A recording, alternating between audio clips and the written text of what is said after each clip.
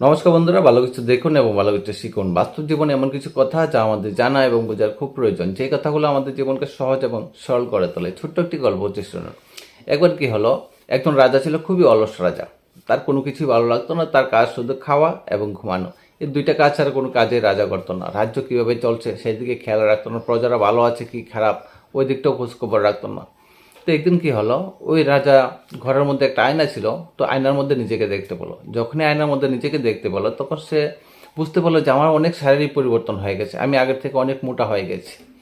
তারপর রাজা ভাবছে যে না, আমাকে আগের মতো আবার হতে হবে, কারণ আমাকে নিয়ে অনেক সমালোচনা হচ্ছে, বিভিন্ন রাজ্যে সমালোচনা হচ্ছে আমাকে নিয়ে। আমি নাকি অলস হয়ে গেছি, কোনো কাজ করতে পারছি না। তো রাজা কী করলো, উনি সমস্ত রাজ্যে ঘোষণা করে দিলেন, যদি কোনো কবিরাজ আমাকে আগের মতো সুস্থ করে দিতে পারে, তাহলে আমি ওনাকে প্রচুর পুরস্কার দেবো, প্রচুর ধন সম্পত্তি দেবো, প্রচুর সোনা গয়না দেবো। তারপর ওইটা শোনার পর বিভিন্ন জায়গা থেকে অনেক কবিরাজ আসলো এবং আসার পর রাজাকে ওষুধ খাওয়ালো। কিন্তু ওষুধ খাওয়ার পরেও রাজার কোনো পরিবর্তন হয়নি, সে বরং আরও মোটা হয়ে গেছে, আরও অলস হয়ে গেছে। তারপর খোঁজাখুঁজি আরও করছেন, কোথাও কোনো ভালো কবিরাজ পাচ্ছেন না। তারপর ওই গ্রামে একদিন একজন বৃদ্ধ কবিরাজ আসলো এবং আসার পর শুনতে পেল যে এর রাজ্যের রাজা নাকি খুব অলস হয়ে গেছে, ওনার কাজ করতে ভালো লাগে না, উনি মোটা হয়ে গেছেন। তারপর উনি এটা শোনার পর বললেন যে ঠিক আছে, আমি রাজামশাইকে গ্যারান্টি দিচ্ছি আমি সুস্থ করে দেব, তবে আমার একটা শর্ত আছে। আমার শর্ত এটা যে আমি রাজামশাইকে এখানে ওষুধ খাওয়াতে পারবো না। যদি রাজামশাই সুস্থ হতে চান তাহলে রাজাকে আমার বাড়িতে যেতে হবে। যাই হোক, এই কথাটা তারপর রাজামশাইকে এসে বলল এবং রাজামশাইকে বলার পর রাজামশাই তো ক্ষুব্ধ হয়ে গেলেন যে হ্যাঁ, আমি একজন রাজা আর আমি ওনার বাড়িতে গিয়ে ওষুধ খাবো, তা হবে না। তারপর ওনারা বলছেন যে না রাজামশাই, এটা ওনার ওষুধের নিয়ম যে ওনার বাড়িতে গিয়ে ওষুধটা খেতে হয়। আর আমরা তো সব জায়গায় চিকিৎসা করেছি, কিন্তু আপনি তো সুস্থ হননি, একটা লাস্ট একবার চেষ্টা করে দেখুন না মহারাজা। তারপর ওই মহারাজা মনে মনে ভাবলেন যে ঠিক আছে, আমি যাব এবং যাওয়ার পর ওষুধ খাবো। তারপরের দিন ওই মহারাজা ওই কবিরাজের বাড়িতে গেল এবং যখনই গেল তখন দেখতে পেল যে ওই কবিরাজ বাড়িতে নেই।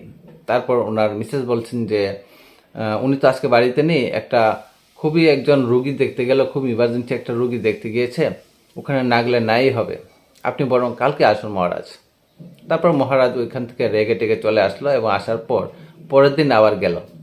পরের দিন যাওয়ার পর ওই কবিরাজ ওনাকে কিছুটা ওষুধ দিল খাওয়ার জন্য। মহারাজ ওষুধটা খায় এবং কবিরাজ বলে আপনাকে প্রতিদিন সকালবেলা আসতে হবে এখানে।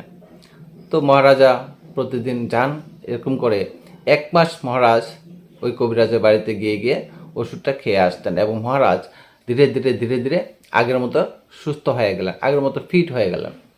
তারপর মহারাজা ওই কবিরাজকে বলছে যে আপনি অত ভালো একজন কবিরাজ, আমি সমস্ত রাজ্যে আপনার কথা বলবো এবং আপনাকে প্রচুর পুরস্কার দেব।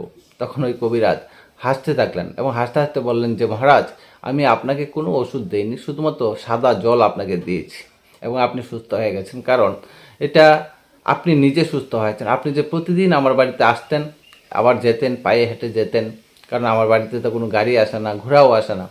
তো আপনি হেঁটে হেঁটে আসতেন আর হেঁটে হেঁটে যেতেন, আর সেটা করে কিন্তু আপনি সুস্থ হয়ে গেছেন, মানসিকভাবে একটা ফিট হয়ে গেছেন এবং আপনি বুঝতে পেরেছেন যে আপনার মধ্যে সেই যোগ্যতা আছে যে আপনি এখানে পায়ে হেঁটে আসতে পারবেন। সুতরাং আপনি আপনার রাজ্য, যেহেতু আমার বাড়িতে আসতে পেরেছেন, আপনি আপনার রাজ্যে ঘুরতে পারবেন। তো গল্পটার মূল উদ্দেশ্য হলো যে আমরা প্রত্যেকের মধ্যেই কিন্তু কোনো না কোনো প্রতিভা আছে। আমরা কি করতে পারি না করতে পারি ওইটা আমরা বুঝতে পারি না, আর ওইটা আমরা তখনই বুঝতে পারি যখন আমরা কোনো একটা কাজ করি। কাজ করার পরেই কিন্তু আমরা ব্যাপারটা বুঝতে পারি যে আমার মধ্যে এই প্রতিভাটা আছে। এটা এই গল্পটার মূল উদ্দেশ্য যে আপনি কাজ করুন, কাজ করতে করতেই আপনি আপনার মধ্যে প্রতিভাটা খুঁজে পাবেন। গল্পটা কেমন লাগলো অবশ্যই জানাবেন। ধন্যবাদ সবাইকে, ভালো থাকবেন।